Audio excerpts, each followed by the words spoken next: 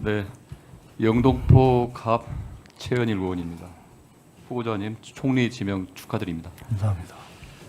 저는 이번 청문회 과정을 지켜보면서 그 후보자를 향해 수많은 어떤 흠집내기, 비난, 음해를 지켜봤습니다. 후보자의 가족과 또 그 속에 있는 상처를 인정 없이 파헤치고 정확하지 않은 사실관계로 진위를 호도하고 때론 음해하기도 주저하지 않았습니다. 저는 이제 그 사람에 대해서를 좀 판단하려면 살아온 가정 그리고 삶의 궤적을 깊이 살펴보면 또 그분의 어떻게 재산 문제 등 여러 가지 어떤 철학, 그 입장에 대해서 살펴볼 수 있다고 생각합니다. 여기 사진 띄워주시죠. 네. 여기 이제 사진을 보시면 오래된 사진이 하나 나옵니다. 이게 자신들의 길을 가로면 아마 이게 전두환 군사독재 시절인데요. 자신 그 길을 가로막는 정경들을 향해서 한 중년 여성이 꽃을 달아주고 있습니다. 후보자님, 이 사진 속의 인물이 누군지 아십니까?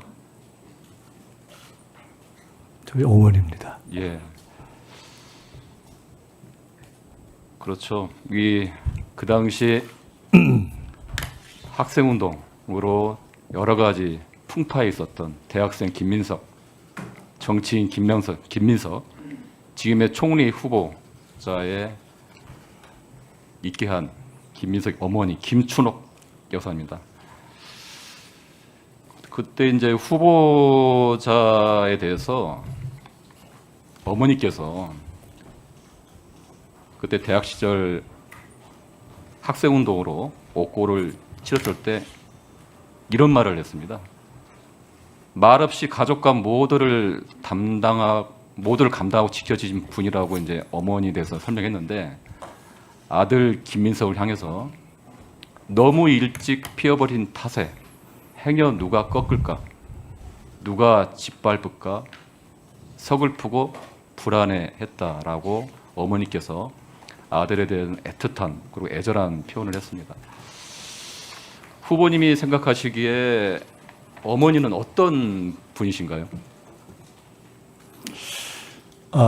이제 95이 되셨는데요. 평범한 주부셨고 제가 학생회장이 되면서 구속이 되자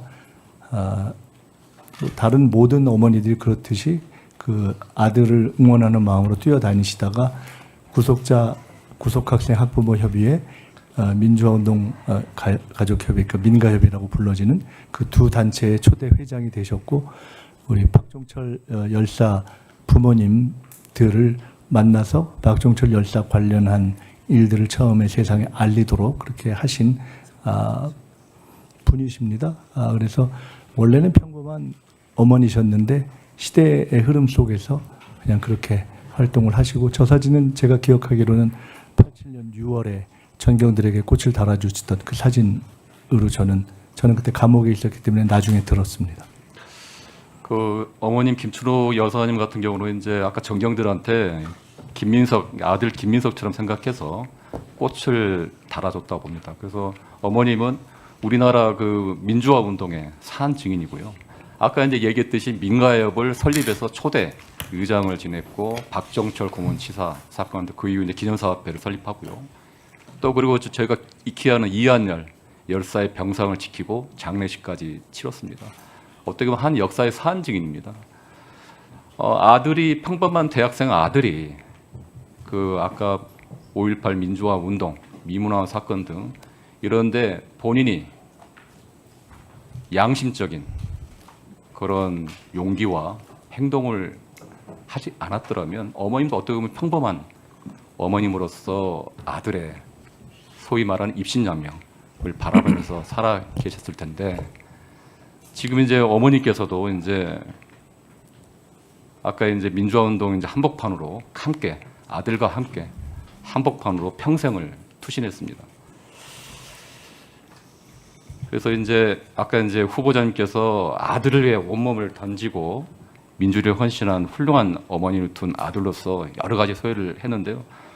저는 이제 이 가족사 또 어머니를 보면서 여러 가지 생각을 했습니다.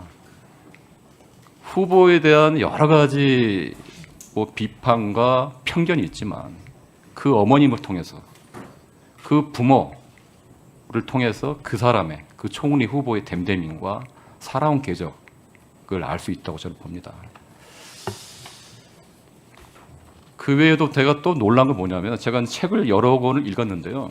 후보가 여러 가지 재산 문제 얘기를 하는데 돈에 대한 욕심, 물욕이 없는 걸로 좀 확인을 했습니다. 예전에 보니까 15대, 16대 국회의원 지낸 시절에 외국에서 초청한 경우를 제외하고는 국외 차원의 외국 출장을 한 번도 가지 않았는데 사실인가요? 뭐 그게 꼭 특별히 의미가 있는 건 아닌데 개인적으로 뭐 그때는 그랬습니다. 예. 그러니까 의원 생활 6년 동안 나라 돈 쓰는 것이 싫고 국외 차원의 예우는 거의 한 번도 안 해서 상당히 청렴한 그런 정치 행보를 했고요. 또 하나 놀라운 게 1999년도에 상당히 파격적으로 신사복 광고 거의 그 당시 모델료로 2억 원을 받았는데 이거를 바로 결식아동 지원과 북한아동 결핵 지원에 다 기부했더라고요. 그거 간단하게 내용 좀 설명해 주실까요? 뭐 저 자세히 말씀드릴 건 아닌 것 같습니다. 예. 그냥 그런 일이 있었습니다. 예. 네, 그래서 예. 그런 일이 있었고요. 또 학생 시절 민주화 운동 하고 나서 툭 되고 나면 보상금을 받습니다. 민주화 보상금. 이것도 신청하지 않았죠? 예, 그 부분은 이번 대선 때 보니까 그 김문수 후보께서 그 이슈가 됐던 것 같은데 그 한두 분만 본인이 말씀하신 건 아니고 어떤 유튜브에서 어떤 분이 그 김문수 후보나 한두 분만 그렇게 신청 안 했다 이렇게 했는데 저를 포함해서 꽤 신청 안 하신 분들이 계셨던 걸로 알고 저는 당시만 해도 국회의원이어서 국회의원으로서 충분히 명예를 누려서 제가 보상 신청까지 하는 것은 조금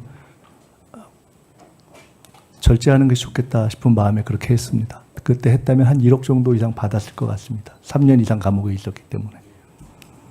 그 후보께서 이제 여러 가지 동정치, 행정장관이 입에 담기고 있는 일을 하는데 지금까지 봤던 후보자의 살아온 삶의 계절, 한번 10년을 봤을 때는 전혀 그렇게 재단을 해서 특히 훌륭한 어머님의 숭고한 사명과 가치를 올곧게 후보는 삼았고요. 또 보니까 백봉 신사당을 3번 받았어요. 그래서 후보는 돈에 대해 상당히 결격적인 경계심을 갖고 살아왔어요. 그래서 여러 가지 어떤 재산이나 금전에 대한 어떤 지적이나 이런 거는 상당히 오해가 편견이다. 네, 최현일 의원님 수고하셨습니다.